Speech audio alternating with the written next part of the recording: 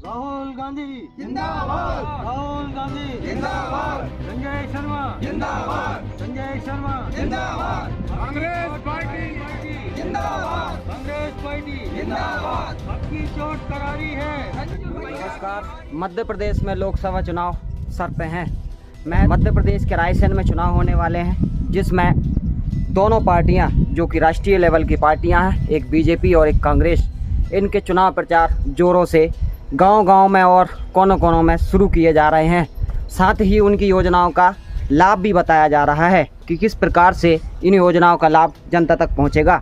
हमारे बीच ये तमाम कार्यकर्ता और कहीं ना कहीं ये पदाधिकारीगण हैं कांग्रेस पार्टी के। ये चुनाव प्रचार के दौरान महत्वपूर्ण बात यह है कि ये योजनाओं का लाभ भी बता रहे हैं, ताकि जनता उन लाभों को समझे और जनता तक उन लाभों को पहुंचा सके। हम सबसे पहले बात करना चाहेंगे, सर आप अपना नाम बता दीजिए और ये जो चुनाव प्रचार की पूरी प्रक्रिया है, मैं 26 तारीख को चुनाव होने वाले हैं, तब कांग्रेस का जो मैनिफेस्टो जारी किया गया है, जो घोषणा पत्र जारी किया गया है, उसमें किस प्रकार की योजनाओं का लाभ आप दिलवाने वाले हैं? मैं बलवंत सिंह रघुवंशी, जिला कांग्रेस कमेटी उपाध्यक्ष।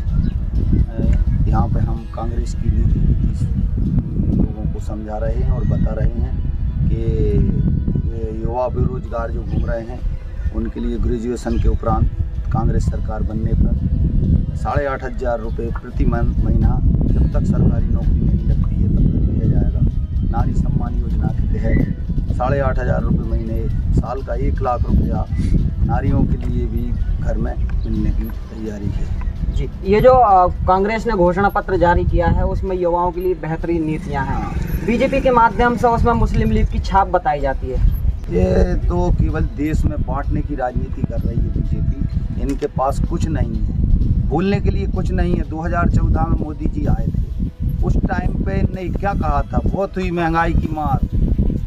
अब की बार मोदी सरकार, क्या महंगाई कम हुई?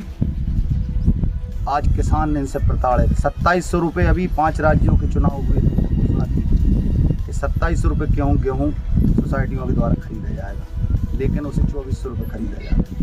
धान की इनने 2100 रुपये खरीद की, जबकि 3100 रुपये का वायदा किया था किसान, वो भी नहीं खरीदी जाती। धान जो बाज़ार में बिक रही थी उस पर प्रतिबंध लगा दिया, विदेशों में नहीं जा पा रही है, इसलिए लोग किसानों की धान सस्ते होने पौने दामों में बेच के किसान घाटा खा रहा है। इसलिए इस सरकार को बदलना बहुत ज़रूरी है।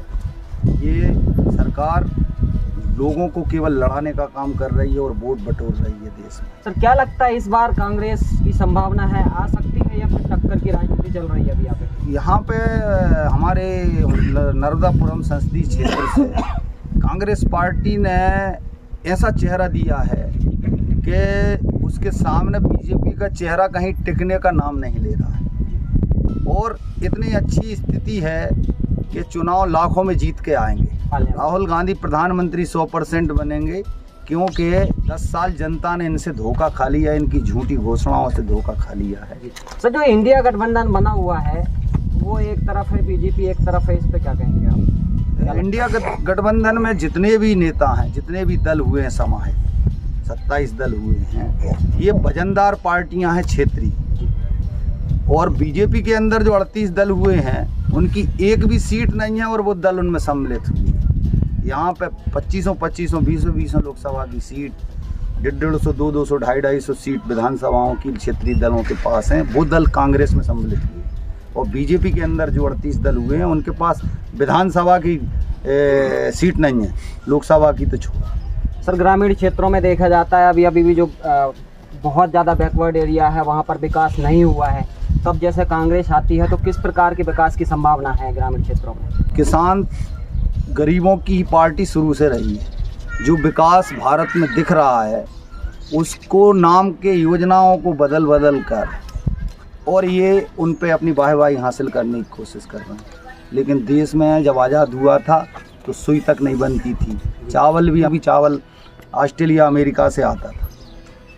आज किसान ने इतनी पैदावार की, भारत की अर्थव्यवस्था को केवल किसान संभाल के रखता है। इसको आपने कोरोना में भी देख लिया। ये इलाज नहीं कर पाए, ऑक्सीजन मुहैया नहीं करा पाई बीजेपी और मोदी सरकार। लाखों लाशें नर्मदा गंगा में प्रवाहित करना पड़ा। इनको शर्म आना चाहिए।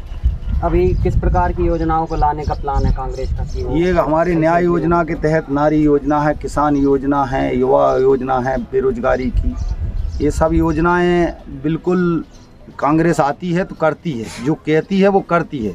भाजपा केवल घोषणा करती है। हमारे बीच और भी तमाम कार्यकर्ता मौजूद हैं। सर, ये जो कांग्रेस की योजनाएं हैं उसमें जनता तक कहीं ना कहीं पहुंच पाएंगी या नहीं पाएंगी? हम कितना विकास कर पाएंगे और उन योजनाओं को उन तक पहुंचा पाएंगे? आप अपना एक छोटा सा परिचय और आप सवाल का जवाब दे सकते हैं। मैं गोरखपुर मंडलम से मंडल अध्यक्ष हूँ।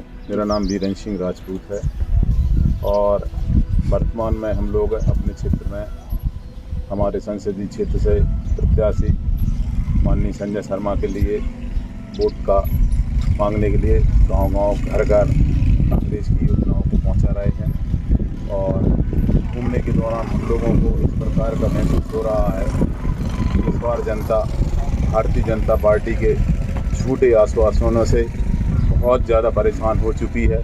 इसलिए ग्रामीण क्षेत्रों ने, शहरी क्षेत्रों ने अपने बेटे को बेरोजगार देखकर अपने परिवार की 2700 रुपये का गेहूं ना खरीदने को देखकर ऐसी तमाम जो घोषणाएं भारतीय जनता पार्टी ने की थी और समय पर उनको पूरा नहीं किया, इसलिए तमाम क्षेत्र के लोगों ने यह मन बना लिया है कि इस बार कांग्रेस को वोट देंगे। सर, जब विधानसभा के चुनाव थे तो उस टाइम भी जो अभी वर्तमान प्रत्याशी हैं संजू शर्मा जी वो खड़े हुए थे, तो कहीं ना कहीं उनको हार का सामना भी करना पड़ा था। इस बार लोकसभा में क्या लगता है कि वो आ सकते हैं पूर्ण बहुमत? पिछले चुनाव में क्या हुआ था, मतदाता ये बात नहीं समझ पाया था। मतदाता ये समझ बैठा था कि भारतीय जनता पार्टी ने गेहूं 2700 रुपये खरीदने का वादा किया था, 3100 रुपये धान खरीदने का वादा किया था, महिलाओं को 3000 रुपये देने का वादा किया था। तो इस वादों में उलझ गए। उलझने के कारण उन लोगों ने भारतीय जनता पार्टी को वोट कर दी। और आज वर्तमान में ये एहसास पूरे वोटरों को हो चुका है कि ये सिर्फ झूठी सरकार है, सिर्फ वादे करती है और वादों को पूरा नहीं करती।